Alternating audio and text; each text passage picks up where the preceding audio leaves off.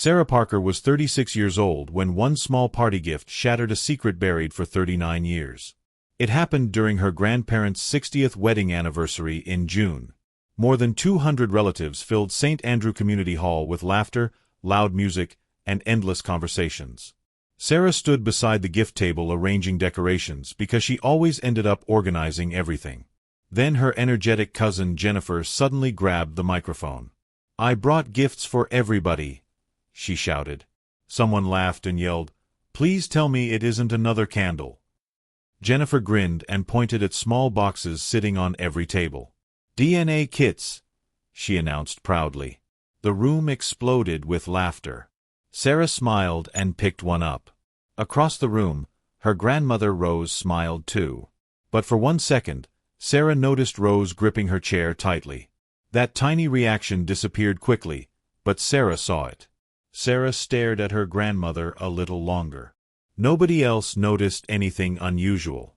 Her mother Susan waved dismissively and laughed. "Those things only create trouble," she said. "People should stop mailing their spit to strangers."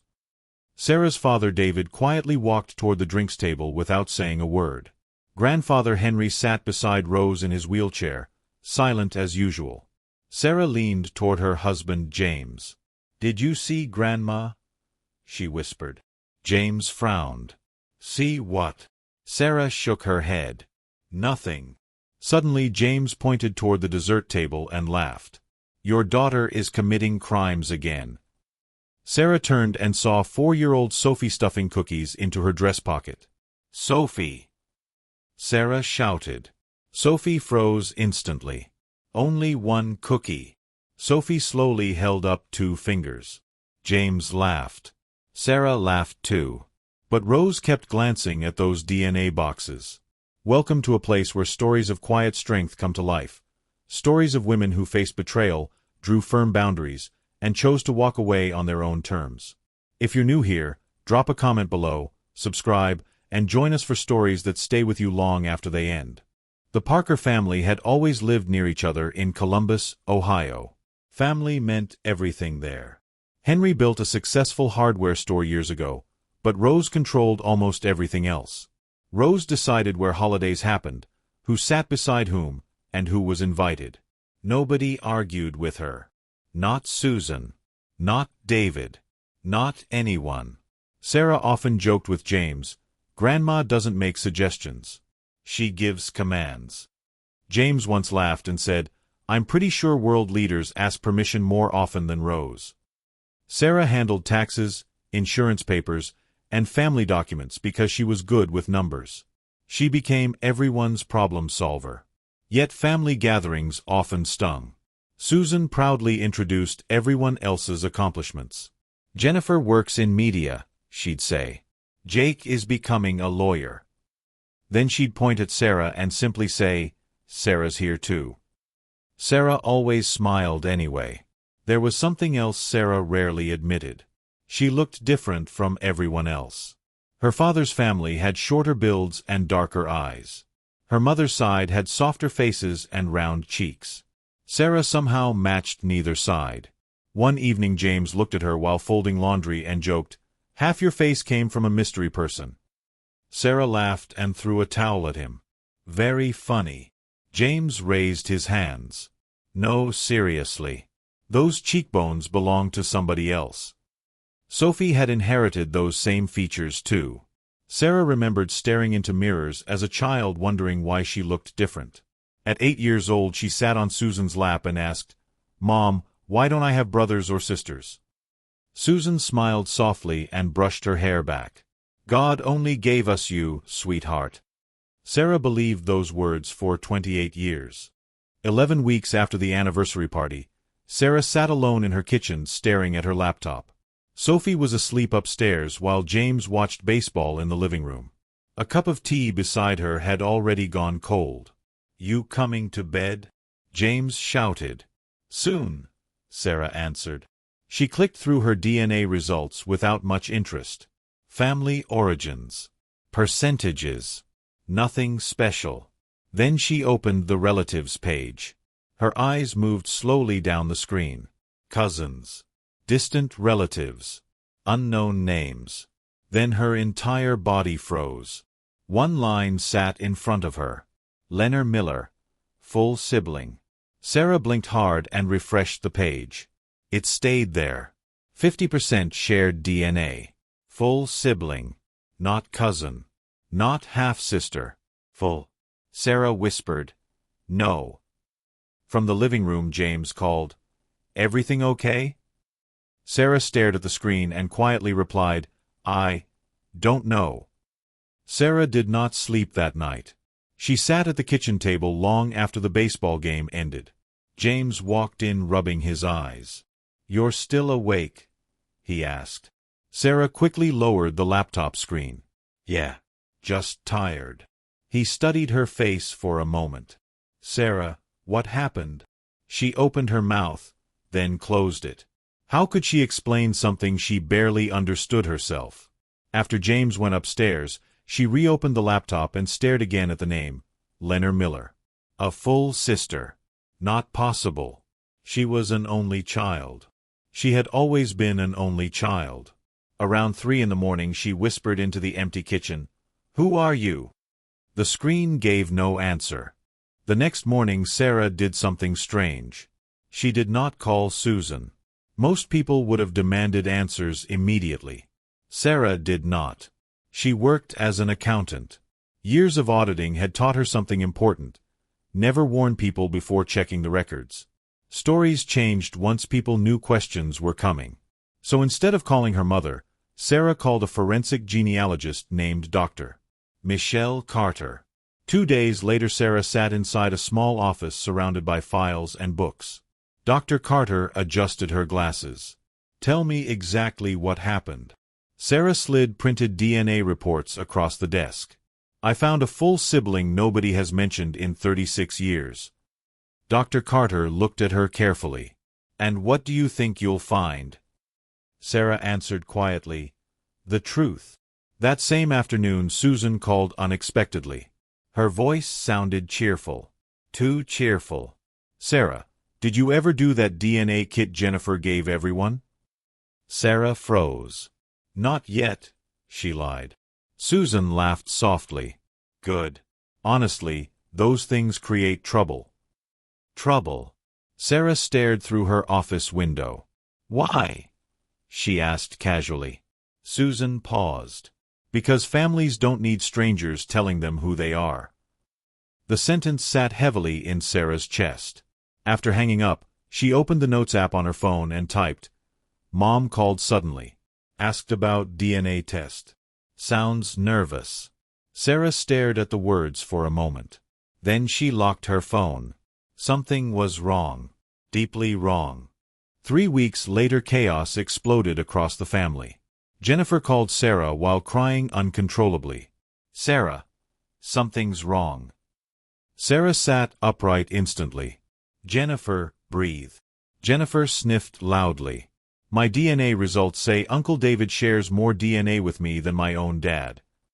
Silence filled the line. Sarah's heart sank. Another secret. Another lie. Jennifer discovered her mother had an affair years earlier. By Monday, the family group chat looked like a battlefield. Arguments. Accusations. Family members leaving the conversation. Rose called an emergency family dinner that Sunday evening. "Everyone will attend," she announced. Sarah looked at James after the call ended. "Grandma sounds scared." James looked at her carefully. "Maybe she should be." Rose stood at the head of the dining room during the family meeting with folded arms. "These DNA companies sell lies," she announced sharply. "Delete your accounts immediately." Nobody spoke. Sarah watched carefully. Rose stood confident and controlled like always. But then Sarah noticed something strange. Behind Rose sat the same mahogany jewelry box resting on the mantel. Rose glanced toward it while speaking. Just for a second. Sarah remembered that old box. It had sat there her whole life. Once as a child she asked what was inside. Rose replied, "Old things. Nothing for little girls." Sarah never asked again. Tonight Rose looked nervous every time her eyes drifted toward it. That night Sarah finally told James everything. The DNA results. Leonard Miller. The investigation. The strange phone call. James sat silently for several minutes. Then he slowly placed his coffee cup down. Full sister. Sarah nodded. James stared at her. Sarah, if that's true, your parents knew. Sarah looked down. I know. James ran both hands through his hair. Nobody accidentally forgets an entire child. Silence filled the kitchen. Then James asked softly, what if this changes everything? Sarah looked toward Sophie's bedroom upstairs. I think everything already changed. 4 weeks later Dr. Carter called. I need you to come in, she said quietly. Sarah knew immediately it was bad news. She arrived at the office the next morning. Dr. Carter handed over a thick folder. I confirmed the DNA match. Sarah's chest tightened. Dr. Carter continued carefully. Leonard Miller was born March 14, 1985. Sarah nodded slowly. Then Dr. Carter pushed forward a birth record.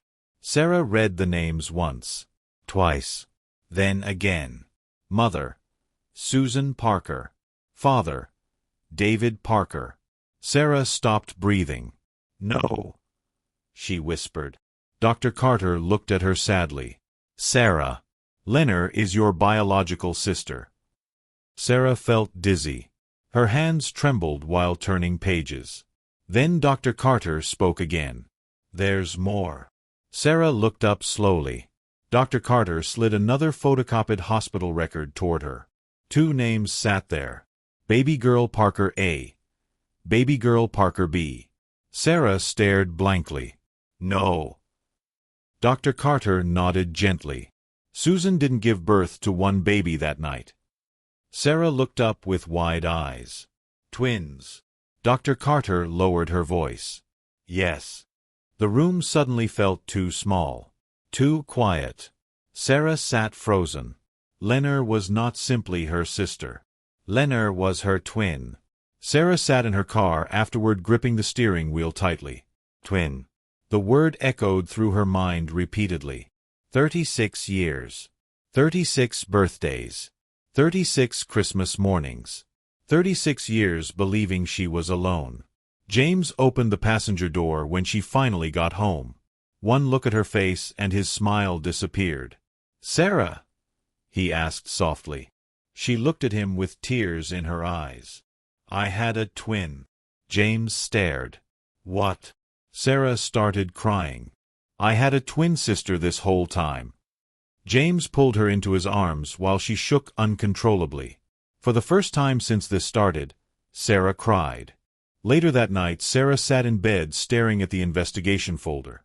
Then she saw another note from Dr. Carter. Her eyes moved slowly across the page. There had been a handwritten hospital instruction signed by Rose. Sarah read it twice. Then a third time. It authorized the release of one infant to another family. Sarah's breathing stopped. She looked toward James. No, she whispered. James sat upright. What? Sarah looked at him with horror in her eyes. My grandmother gave away one of the twins.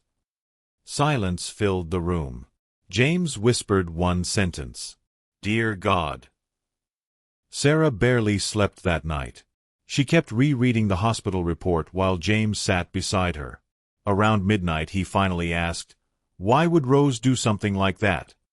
Sarah stared at the paper. I don't know. But Dr. Carter called the next morning with the answer. Sarah drove to her office immediately. Dr. Carter looked uncomfortable. I traced financial records from that year, she said. Your grandfather Henry owed money. Sarah frowned. Money. Dr. Carter nodded slowly. A gambling debt. $14,000. Sarah blinked. What does that have to do with Leonard? Dr. Carter looked directly at her. The family who raised Leonard canceled that debt 1 week after her birth. Sarah sat frozen. No, she whispered. Dr. Carter continued carefully. Harold and June Miller couldn't have children. Rose arranged something privately. Sarah stared at her. You mean? Dr. Carter lowered her eyes. Your grandmother traded one baby to erase the debt. Sarah felt sick. $14,000. That was the number attached to her twin sister's life. She walked outside afterward and sat in her car for almost 40 minutes. People passed around her. Cars moved. Life continued. But Sarah just sat there staring ahead. Finally she whispered into the empty car, "They sold her." Saying the words out loud somehow made them feel even worse. The next day, Sarah drove straight to Susan's house. She didn't call first. Susan opened the door smiling. Sarah! What a surprise. Sarah forced a smile back. Thought I'd stop by. They sat in the kitchen drinking coffee. Sarah stared quietly at her mother for several seconds. Then she asked, Mom, were you ever pregnant before me? Susan froze. The coffee mug stopped halfway to the counter. Silence filled the kitchen. Then Susan laughed nervously. What kind of question is that? Sarah shrugged casually. Simple question. Susan looked directly into her eyes. No. You were my first and only child. Sarah stared back. Her mother never blinked. Sarah finished her coffee and left without arguing. In the car, she immediately opened her phone notes. Mom lied directly. No hesitation.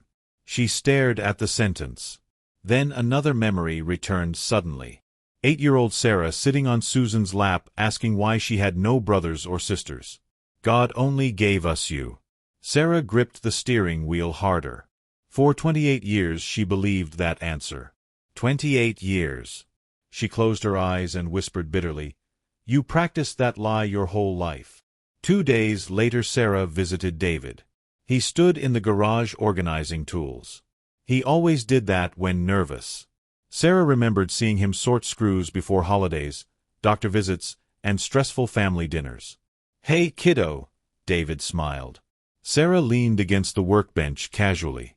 James and I finally checked our DNA results. David's hand froze around a wrench. Those things are nonsense, he said quickly. Sarah looked up. Funny. I never mentioned Grandma. David stared silently.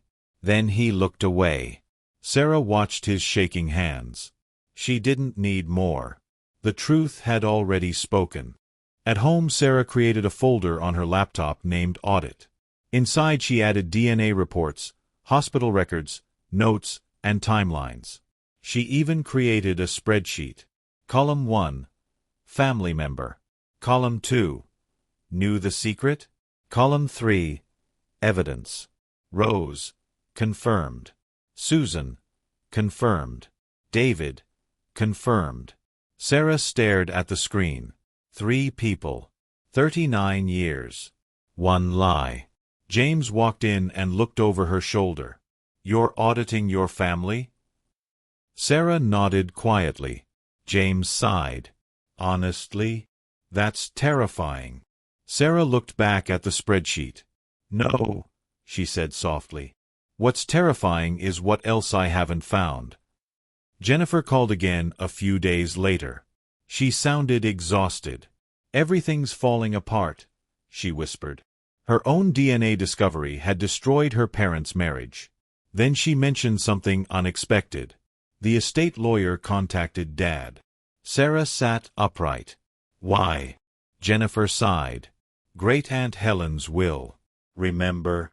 Everything goes to the oldest grandchild. Sarah suddenly felt cold. Her great-aunt had left $47,000 to the oldest grandchild in the family. Sarah always believed that person was her. Until now. Sarah whispered, Leonard. Jennifer frowned. What? Sarah stared into space. I think I need to tell you something. Jennifer listened quietly while Sarah explained everything. The DNA match. The twin discovery. The hospital records. The gambling debt. Silence followed.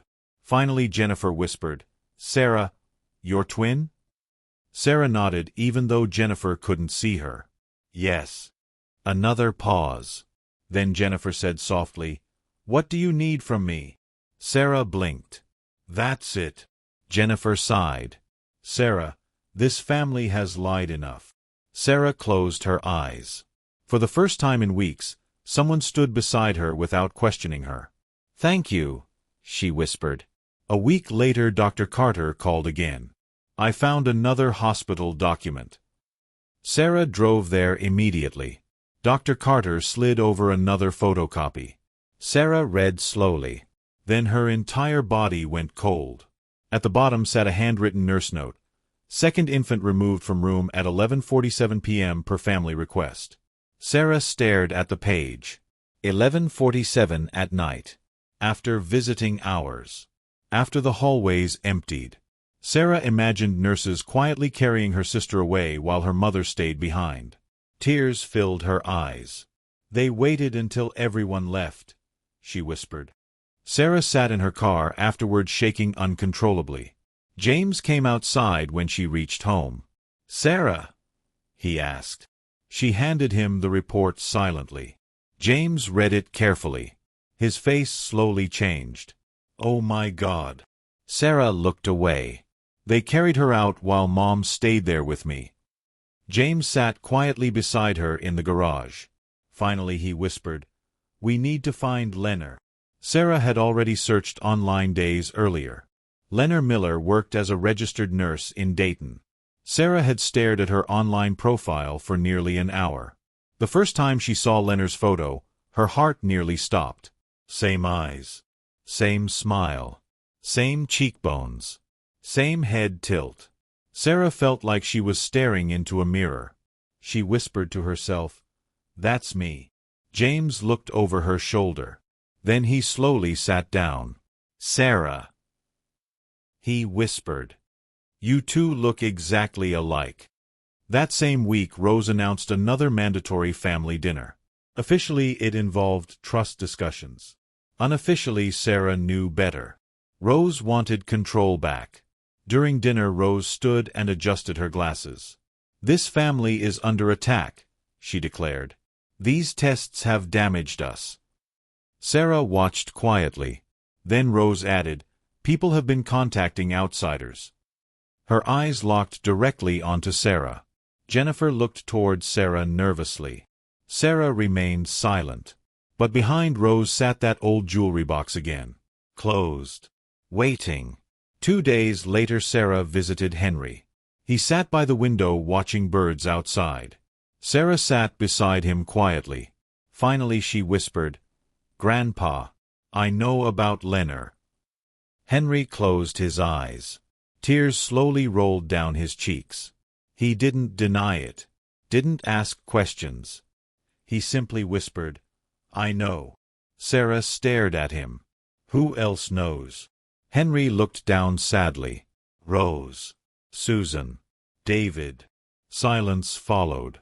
Then Henry whispered something else. "Your grandmother kept a photograph." Sarah leaned forward instantly. "Photograph?" Henry nodded slowly. "Inside the jewelry box." Sarah's heart started racing. Henry looked toward the window. "A nurse took a picture the night you were born." Sarah could barely breathe. "Of who?" Henry looked at her with wet eyes. "Both of you." Sarah stared at him speechlessly. Henry swallowed hard. "Rose looks at it every night." Sarah felt her chest tighten. 39 years. Rose had hidden Leonard from the family while secretly keeping their picture. That evening Sarah called Leonard for the first time. Her hand shook while dialing. The phone rang twice. 3 times. Then a calm voice answered. "Hello." Sarah froze. Same voice. Same softness. Same rhythm. Sarah closed her eyes. "Hi," she whispered. Silence followed. Then Sarah finally said, "My name is Sarah Parker." Another pause. "I think." Sarah struggled to breathe. "I think I'm your sister." The line stayed silent for several seconds. Sarah thought the call had disconnected. Then Leonard finally spoke. I got a letter from a DNA company years ago saying there might be family connections. Her voice sounded calm but careful. I never found anything. Sarah sat gripping her phone tightly. They talked for nearly 2 hours. Leonard told Sarah about Harold and June Miller, the couple who raised her. They loved me, Leonard said softly. I never doubted that. Sarah smiled through tears. Then Leonard quietly added, but I always felt like something was missing. Sarah looked out her window and whispered, Me too. They agreed to meet at a small diner halfway between Columbus and Dayton that Saturday morning. Sarah arrived first. She sat nervously turning her coffee cup in circles. Then the front door opened. Sarah looked up and forgot how to breathe.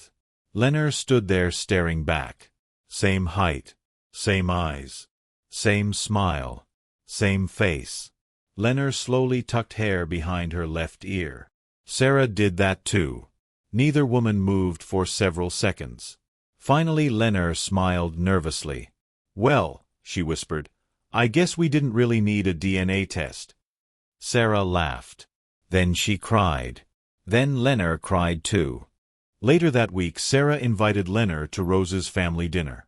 Leonard hesitated immediately. What if they deny everything? Sarah looked at the hospital papers spread across her table. Then they can explain the records.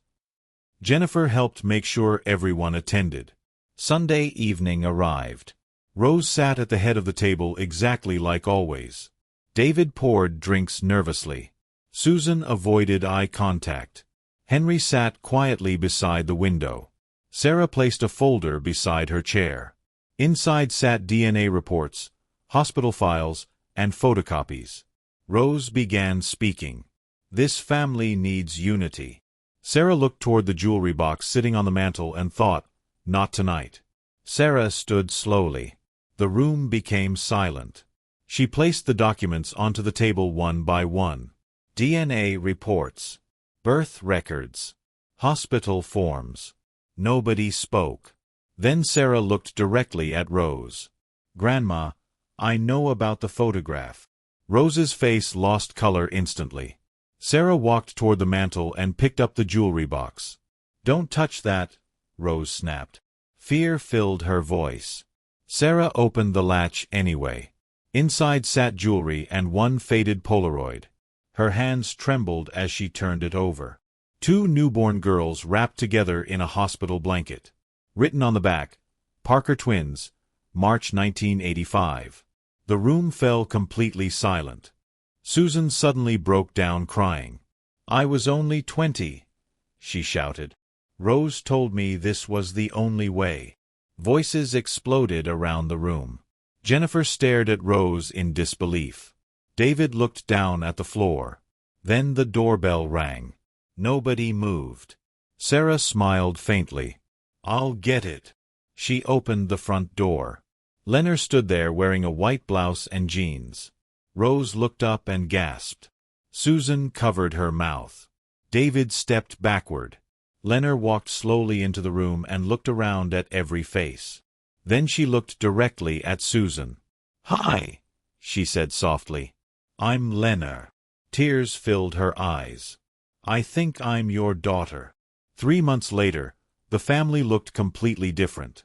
Legal records confirmed Leonard's rights as a family heir. The inheritance was corrected. Rose stopped speaking to Sarah entirely. Susan apologized repeatedly, though forgiveness came slowly. Henry called Leonard every week and told stories about birthdays, holidays, and memories she never got to live. Sarah and Leonard met every other Saturday at the same diner. Sophie called her Aunt Nori after one meeting. One night Sarah looked at the old Polaroid sitting beside her bed. 2 tiny babies wrapped together. Same faces. Same family. Same beginning. She finally understood something after 39 years.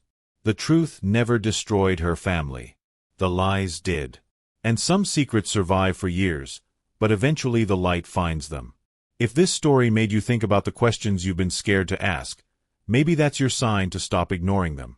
Share this video with someone who needs to hear it, Drop your thoughts in the comments, subscribe for more stories, and I'll see you in the next one.